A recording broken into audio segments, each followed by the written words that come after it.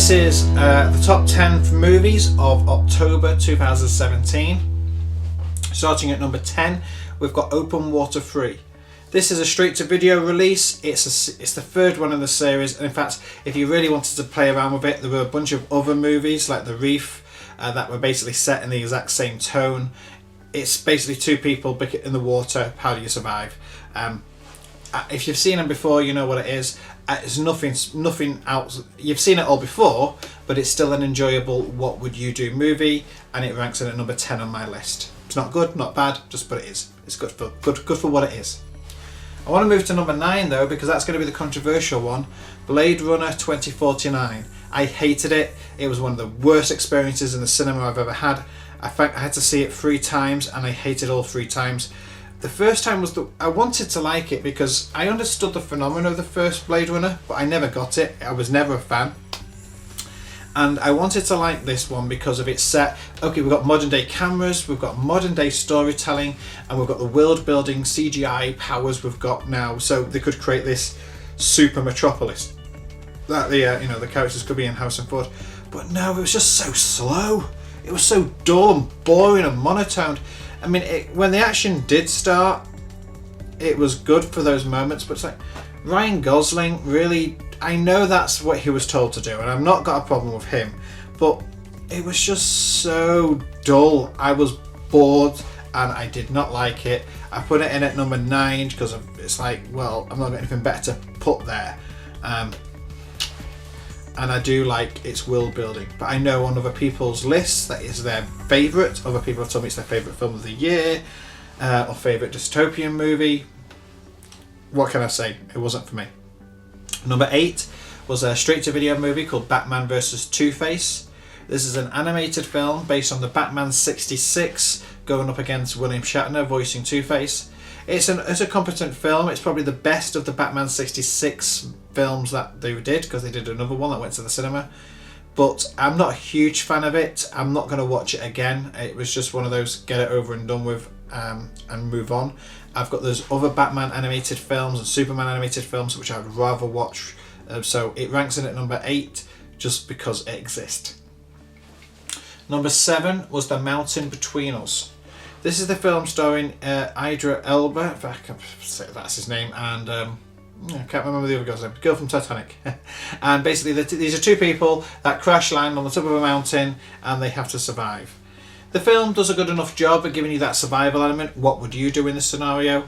Having watched a number of documentary films, I know I would have done a few things differently, but they did a good enough job to keep them alive.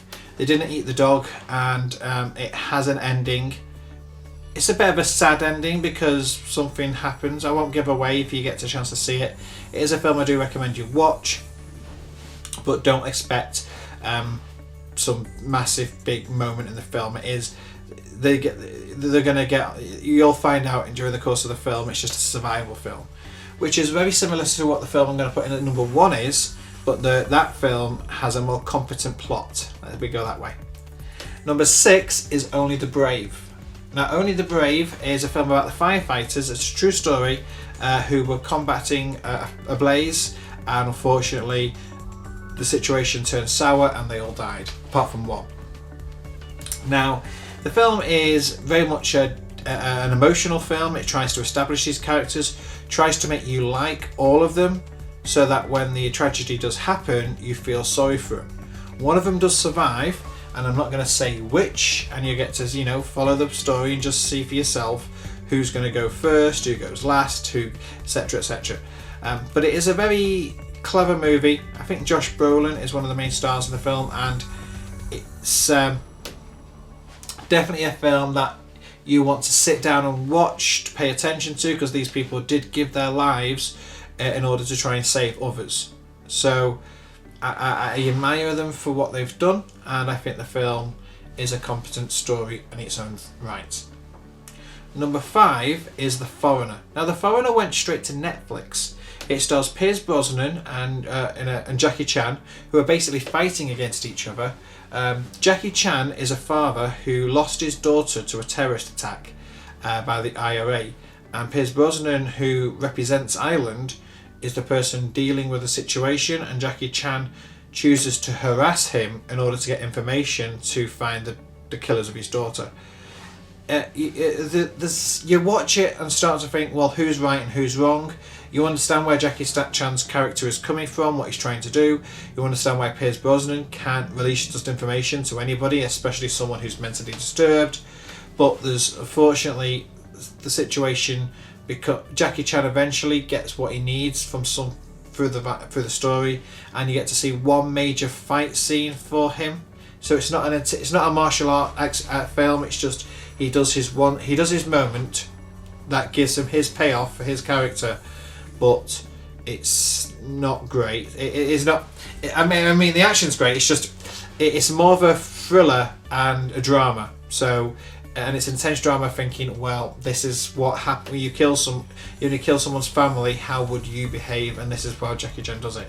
I think Jackie Chan's going for kind of acting chops in this film, and while he does achieve, I'd say he achieves them. Yeah, I'd say he achieves everything he needs to do, and it's nice to see him go up against James Bond in that respect. It's straight to Netflix though, and it kind of drags on. You do think it could take out 20 minutes quite comfortably, but push through it. There's a good enough film there. Number 4 was Geostorm. Now Geostorm got a lot of attacks in the media. Yes, it's a bit silly. You've got Gerard Butler going up to a space station to turn off the weather satellite because a terrorist has taken over this satellite, which can control the weather and destroy the Earth. Now they've got like a period of time to do it before they create a Geostorm 7 or whatever it is that will create a megastorm and wipe us all out. Basically, it's your standard Die Hard on a space station kind of thing. You've got a weather satellite that can. It's the special effects are good. If you like your 2012 film, or all those films that were set about the big natural disasters kind of thing, The Day After Tomorrow. This is basically in the same kind of vein as those, and I enjoy them all. Maybe it's me personally. I love those big action films. It does its best to give you a coherent plot. It does its best to show you why the president would be in a car at the end, why they need to kidnap him, why they suspect certain people. Yes, you have to suspend belief at a few, at times, but at least as much as you think some of those, the reasons they give are laughable, at least it gave you them. Other films don't even try and tell you how something happened. Here they try to at least make sense of the ridiculous, and for that reason I enjoyed it more, and I enjoyed the action, the set pieces. If anything, I wanted to see more of that. There wasn't enough destruction in my opinion. Once you've got control of this satellite, I wanted to see more landmarks get destroyed. But I still rank it at number 4 in the best films of this month. Number 3 was Breathe. Now, Breathe stars Andrew Garfield, who was the old Spider-Man, who basically plays, I think it's Stephen Hawkins. I should have checked that out because and basically it's the story of how it's not Stephen Hawkins. I should correct that. Anyway, I will do an edit here. Breathe stars Andy Gladfield, who plays Robin Cavendish, who unfortunately gets hit by a disease which paralyses him from the neck down. He basically has help from several people along the way. I'm going to get the name of somebody here.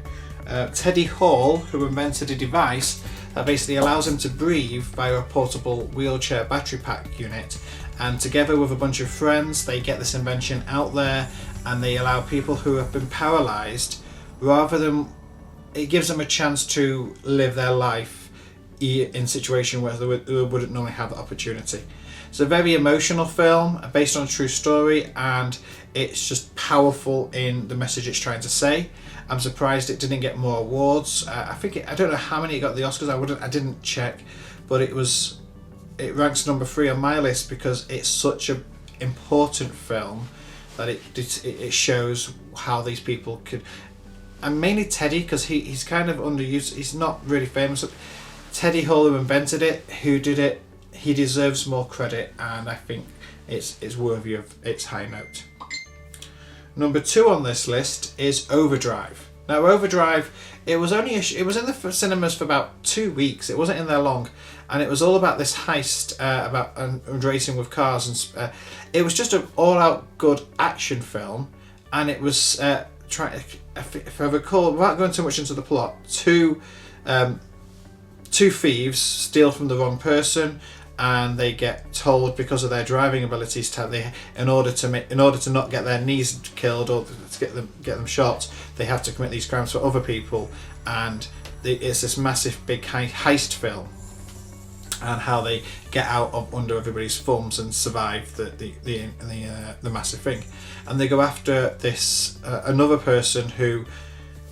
There's more to it. It's a giant big heist film set with fast cars.